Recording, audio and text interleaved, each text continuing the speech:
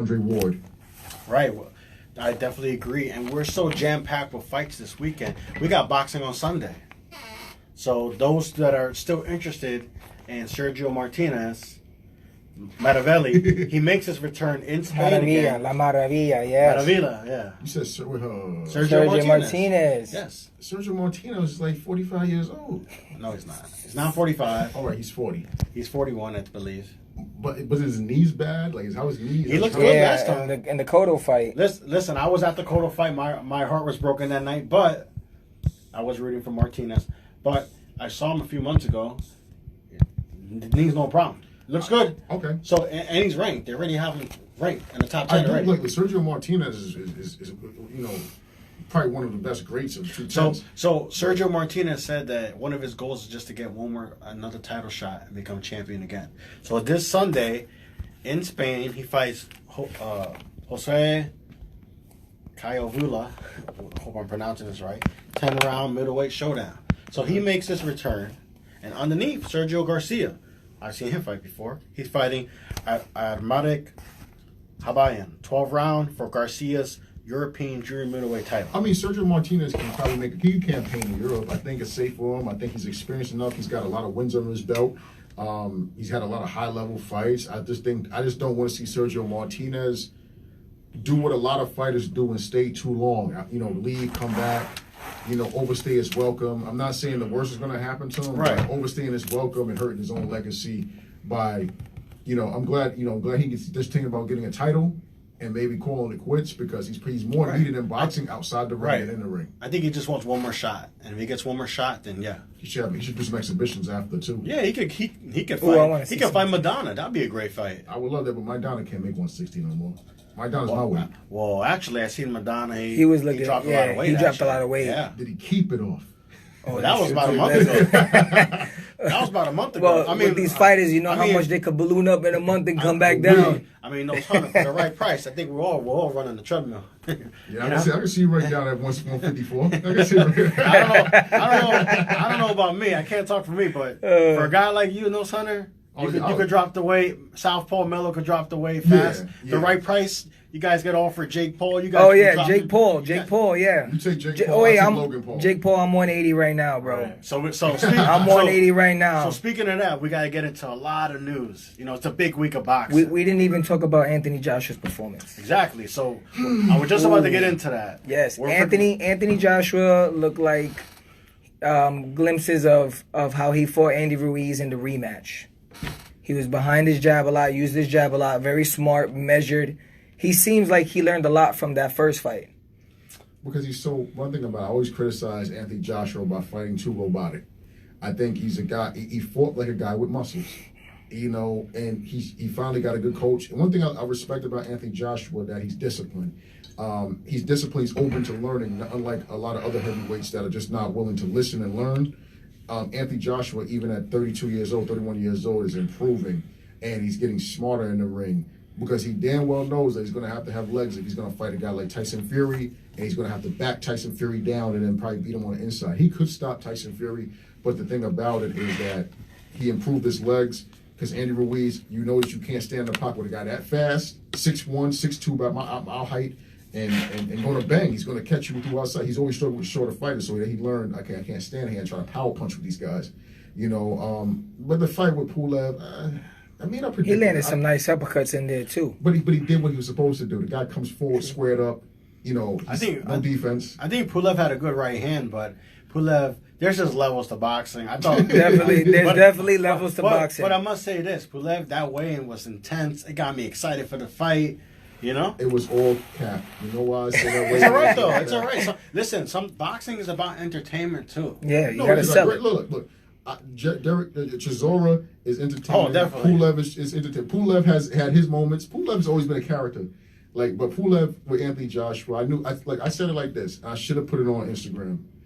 Left hook, right uppercut. Oh, that it's uppercut. tailor-made for Anthony Joshua because he comes in squared up. He doesn't have defense. He doesn't move his head. So it's like punching them things that you go on Coney Island. You punch it and the score comes up. That's like Pulev coming forward, like that punch machine walking with legs. He showed heart though. He was hurt badly a few times. Well, if you only got one dimension, you better have some heart. Well, he showed it. Give the man credit. He came in there and and he definitely tried. I know he was gun shy in the beginning, but he swung a couple big shots. I'm not giving him no credit. He got a couple of millions of dollars to take a beating, and he knew he wasn't going to win the fight. I'm not giving him no credit. Well, I thought the weigh-in was good. I thought he sold the fight a little bit. I mean, he's a very entertaining fighter to fight. When he fought Klitschko and all those guys, like, I mean, but I mean, it's levels to boxing. I mean, he was not an elite boxer. He's 40 years old. I mean, Anthony Joshua now can go fight Tyson Fury. That's the only one I want to see, and we'll see who's the battle England. I mean, I want to. We're gonna see soon because next month we're gonna find out if Wilder gets his fight. So before you can say everybody's on that Fury Joshua, wave, hold it back for a second. You too, Southpaw, hold it back. Hold it back, guys. All right, I will. Okay, just for now. Just wait till the I want to see Fury Wilder before Joshua. Anybody. I want to see it, but personally, me, even if they agreed on something, I think it might happen. Possibly Wilder might say, you know what, you two fight the first fight, I'm guaranteed the winner. Let me ask you this, because I'm not an Anthony Joshua fan, but I do respect his resume. What gives Deontay Wilder any type of leverage to say that he can step to Anthony Joshua resume-wise after losing to Tyson Fury the second time? There's no shame in that. It's no shame. Won the first in that, fight, in my opinion. But he made a fool out of himself with the loaded gloves, the crying about the suit, then Mark Breland sparked his water. Like, Listen. Guys, I don't want to sound like Wilder's attorney right now. Right? Oh, man. I don't want to sound like his attorney, but the only thing I can say is this. Listen, when he lost, okay, he should have said should have took his L and called it a day. Okay, but first fight, I was there. I thought he won the fight, in my opinion.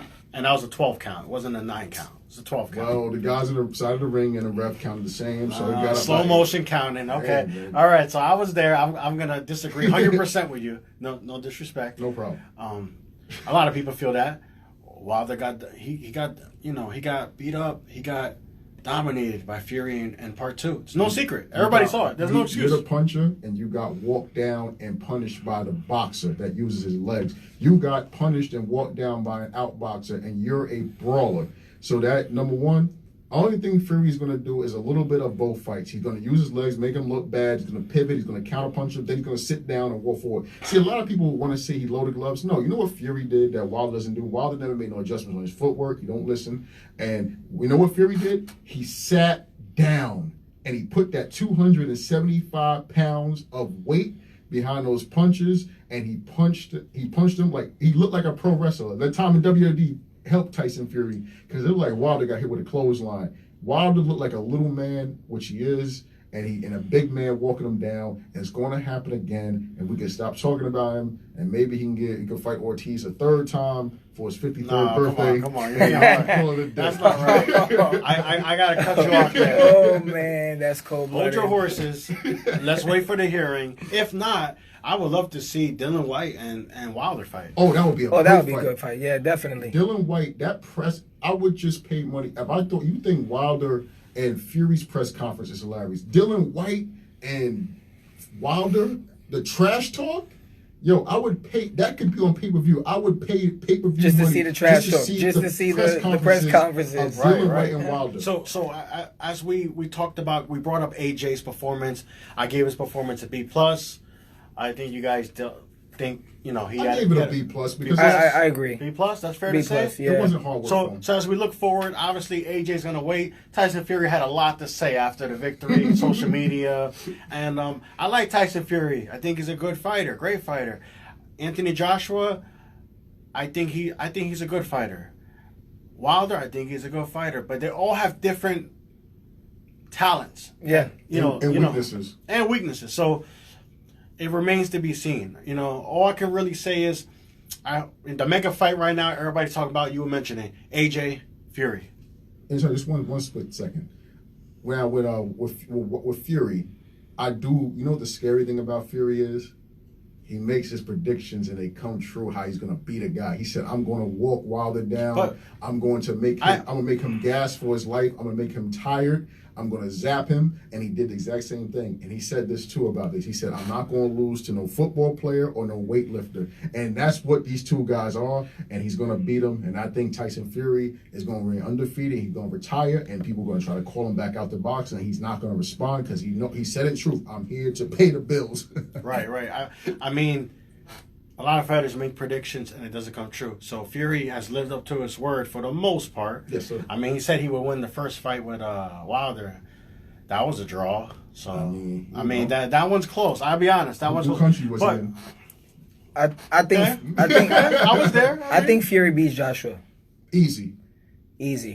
Jab. Footwork. I think in my opinion, before we go to the next topic, I think that Wilder's his hardest opponent is Tyson Fury. If he can find a way to beat Fury, he will walk through AJ. But I actually think AJ has a decent chance against Fury compared to Wilder. Against Wilder, AJ would get knocked out cold. Let me ask you this with Wilder and AJ.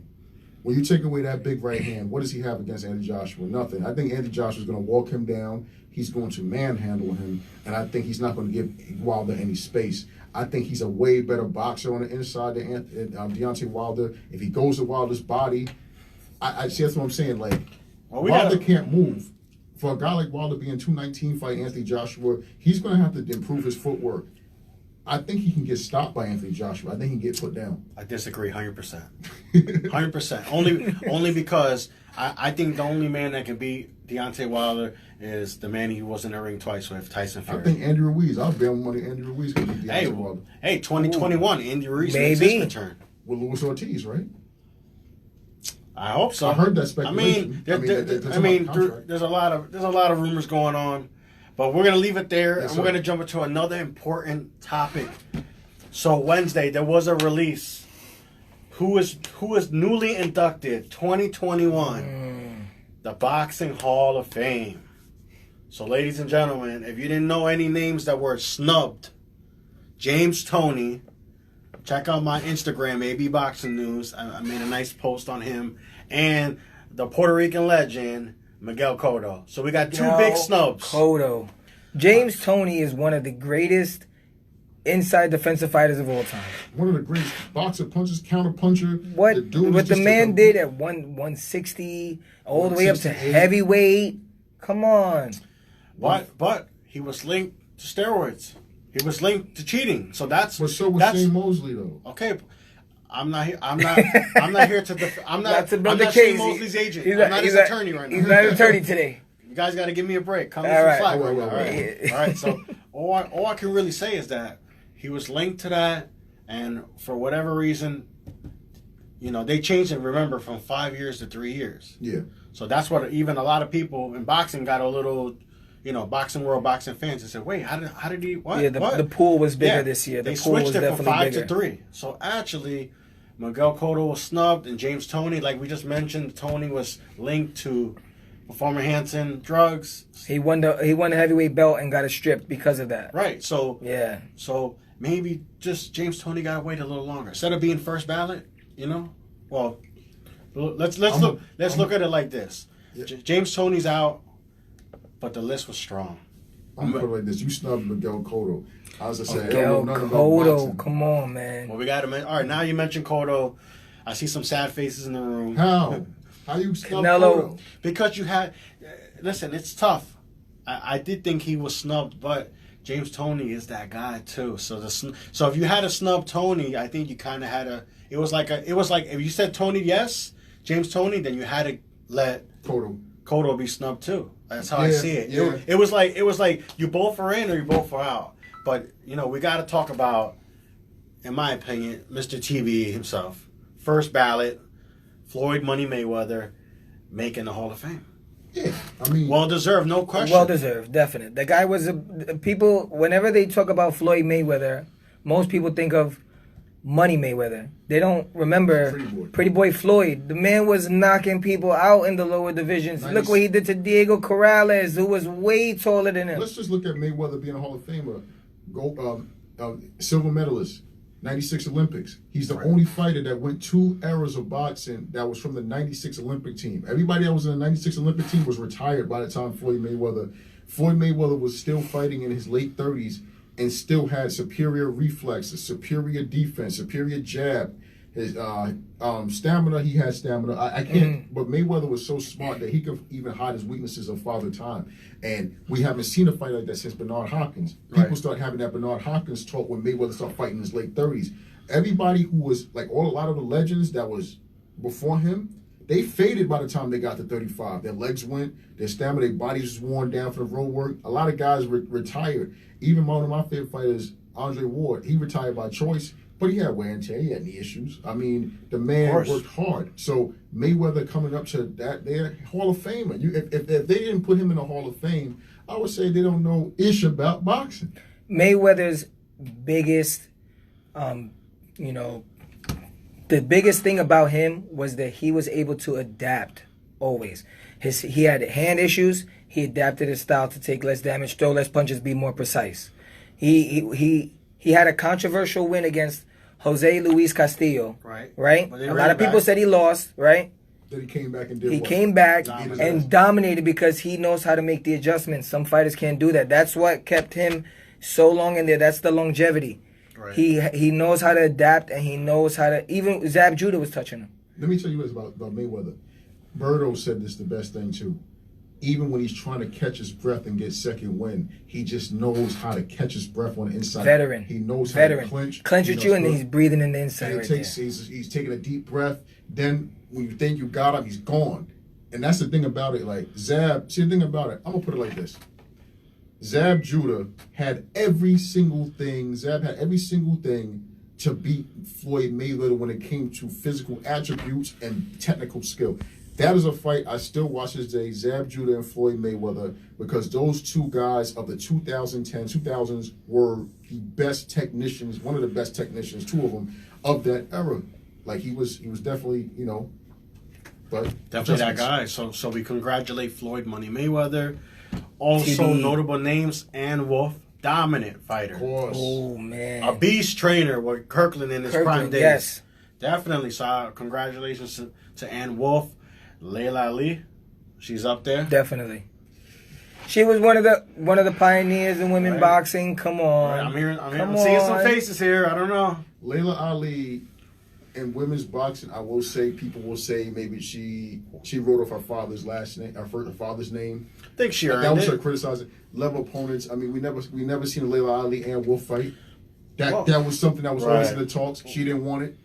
So, and that's why I was always, that's why I like women like Clarissa Shields, because she's submitting her legacy. The Serrano girls, Amanda Serrano, they does it all. I'm going to say about Amanda Serrano, and her future, her career is not over. When her career ends, I'm going to put Amanda Serrano over Layla Ali. And I said it, the Nose Hunter said it. I'm going to put Amanda Serrano over Layla Ali for the accomplishments and what she has done in boxing. To me, Amanda Serrano is the GOAT. Well, she's not done yet. She's not done yet. MMA fights, wrestling, jiu-jitsu, she does it all. Amanda Serrano is the GOAT. If you want to look at accomplishments, Amanda Serrano is the GOAT. Not self-proclaimed. She's the one that doesn't mention that she's a GOAT, but she's the GOAT right now. 8th division. That's a Pacquiao. I'm not doubting that, but in my opinion, when we talk women's boxing, there's 3 names that come up, in my opinion, strongly. Clarissa Shields. Yes. You just mentioned Serrano.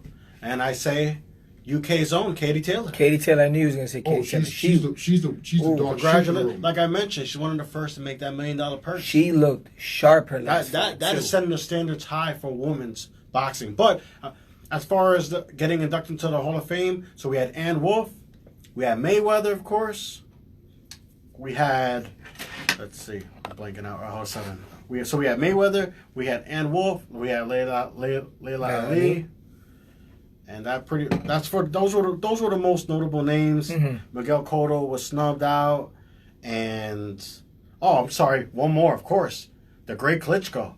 How could I forget him? My apologies, the great Klitschko. So in my opinion, for so long. Those are 4 big notable names, and we want to congratulate them. And hopefully, we get Cotto and we get James Toney on the next run. Next 2021. Definitely, they have to. So we'll wait and see. But now, as we're closing the show, we want to get into some boxing announcements. So I know this room, everybody's not going to agree with what I'm going to say, but the Crusher has returned. Kovala has made his return. Finally, he was supposed to fight Barrera, but it's not happening no more. Who's he fighting? So he's fighting Bektimur Malikazev on January 30th on a crossroads battle. Hit it with a John Doe. Oh, so Kovalev, like Golovkin, what is that? European battle of fighting John Does? Is this a guy trying to shish kebab? Listen. I'm not, you guys got me as his attorney. I'm not nobody's attorney today. Whatever happened to the possibilities? The milkman, the paperboy, even though it's on TV. All right, so right. Former 3-time lightweight heavyweight champion Crusher Sergey Kovalev, and he will face his opponent, like I said, Bektimur, aka Beck Bully. I'm gonna just leave him at Beck Bully. What's his record? I Sounds like a rapper. 6-0 with 5 KOs there, I think I see. 6-0, 5 knockouts. Oh. Okay, so this fight is scheduled for January 30th. He fighting a contender? Oh, God.